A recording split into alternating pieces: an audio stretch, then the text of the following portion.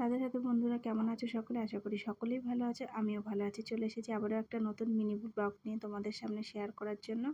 তো সকালবেলায় বাসি কাজ টাজ যা থাকে সেগুলো আমি সেরে নিয়ে স্নান দান করে কিন্তু ঠাকুরের পুজো দিতে চলে এসেছি। এরপরে চলে যাব আমার মেয়ের স্কুলের টিফিন বানানোর জন্য। আজকে বেশি কিছু বানাইনি, একটুখানি পাস্তা করে দিয়েছিলাম আর একটু শশা কুচি দিয়েছিলাম। তো সবশেষে আমার মেয়ে খেয়ে দিয়ে এখন ঠাকুর প্রণাম করে কিন্তু স্কুলের উদ্দেশ্যে বেরিয়ে যাচ্ছে। আসলে কি বলতো, সারাদিনের যা কাজ থাকে সবটা হয়তো একটা ব্লগের মধ্যেখানে শেয়ার করা যায় না। যেটুকুনি টাইম পাই, যেটুকুনি সময় হয়, সেইটুকুনি সময় কিন্তু তোমাদের সাথে শেয়ার করার চেষ্টা করি। এরপর আমি সকালের যা কাজ ছিল সেগুলো সেরে রান্না টান্না করে আমরা একটু বাজারের দিকে বেরিয়ে পড়েছিলাম। একটু পেঁয়াজও নিয়ে নিলাম, নেওয়ার পরে পাশেই একটা গণেশ মন্দির ছিল, সেখানে ঠাকুরটাকেও একটু প্রণাম করে বেরিয়ে আসলাম। আর এই তার পাশেই কিন্তু একটা বড় মন্দির। এই মন্দিরটা না বেশ বড়, কিন্তু দেখতেও খুব সুন্দর। আর চারিদিকে কিন্তু অনেক ঠাকুর দিয়ে ওপরে মন্দিরটা সুন্দর করে সাজানো ছিল। আসলে আজকে তোমাদের দাদাভাইয়ের ছুটির দিন, যেদিন ছুটি থাকে সেদিন আমার বাড়িতে তো একটু কাজটা বেশি হয়। তারপরে সারা সপ্তাহ যে কাজগুলো পেন্ডিং থাকে সেই দিন তোমার দাদাভাই আর আমি দুজনে মিলে সেই কাজগুলো সারি। তো কাজগুলো সারতে সারতে মেয়ের স্কুলের টাইমও হয়ে গেছে। এবার কিন্তু আমরা মেয়ের স্কুলে চলে এসেছি মেয়েকে নেওয়ার জন্য। আর মেয়ের স্কুলটা না ভীষণ বড় স্কুল, তোমাদের এর আগে কখনো শেয়ার করিনি। তো স্কুলটা কিন্তু খুব বড় আর খুব সুন্দর, ভেতরটা বাইরেটা দুটো জায়গায় কিন্তু খুব সুন্দর। আর এই যে পাশের যে জায়গাটা দেখলে, এটা হচ্ছে বাচ্চাদের প্লে জোন। মানে যে ছোট বাচ্চাগুলো থাকে তারা কিন্তু এখানে খেলা করে। ভেতরেও আছে, আর এটা বাইরের জন্য।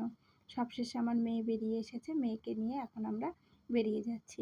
এখন কিন্তু এখানে অনেক গরম পড়ে গেছে, কিন্তু তা সত্ত্বেও সকালে যখন আমার মেয়ে স্কুলে আসে, গাড়িতে আসে, তো তখন খুব ঠান্ডা লাগে। সেই কারণে সকালবেলায় সোয়েটার পরেই স্কুলে আসে। এখানকার ওয়েদারটা তো নর্মাল, এর জন্য এই জায়গাটাতে মানে মোটা জামা কাপড় তোমাদের সবসময় পরতেই হয়, তার সাথে আবার কখনো কখনো হালকা জামা কাপড়ও পরতে হয়। তো এবার কিন্তু আমরা চলে এসেছি সবজির দোকানে। এই সবজির দোকানটা শুধু সবজি পাওয়া যায় না, এখানে সবজি, ফল, এই যে মশলাপাতি, তাছাড়াও আরও অনেক রকমের জিনিসও এখানে কিন্তু পাওয়া যায়। আর এখানকার সবজিগুলো কিন্তু খুব ফ্রেশ আর খুব সুন্দর সুন্দর সবজিগুলো। মানে আমাদের বাড়ির মতো তরতাজা না হলেও এখানকার হিসাবে এটাই হচ্ছে ফ্রেশ সবজি। তো এরপরে সবশেষে আমরা একটা আনারসও নিয়ে নিয়েছি। আর তোমাদেরকে বললাম না, এখানে কিন্তু আরও অনেক কিছু পাওয়া যায়, এই যে পরোটা, মাশরুম, তারপরে তোমার এই ফলগুলো কি ফল জানি না, এই ফলগুলো পাওয়া যায়। তারপরে এখানে ছোলা, তারপরে সবুজ মুগ, তারপরে এই যে এগুলো হচ্ছে ভুট্টা। আর এই সবশেষে এইটা তোমার মোচা থোড়। তোমরা তো জানো আসলে এই মোচা থোড় কিন্তু এখানে সবসময় পাওয়া যায় না, কিন্তু যখন আসে তখন আমি নিয়ে নিই। আর সারা সপ্তাহে তোমার দাদাভাই বাড়ি থাকে না, তো সেই কারণে যেদিন বাড়ি থাকে ছুটির দিনটায় সেদিন আমরা বাজার টাজারগুলো যা যা লাগে কাজগুলো সেদিনই মিটিয়ে নেওয়ার চেষ্টা করি। এবার আমরা বাড়িতেও চলে এসেছি। বাড়িতে চলে আসার পরে আমার মেয়ে আমার কোলের মধ্যে সব সবজি, ফল টল সব কিছু দিয়ে দিয়েছে।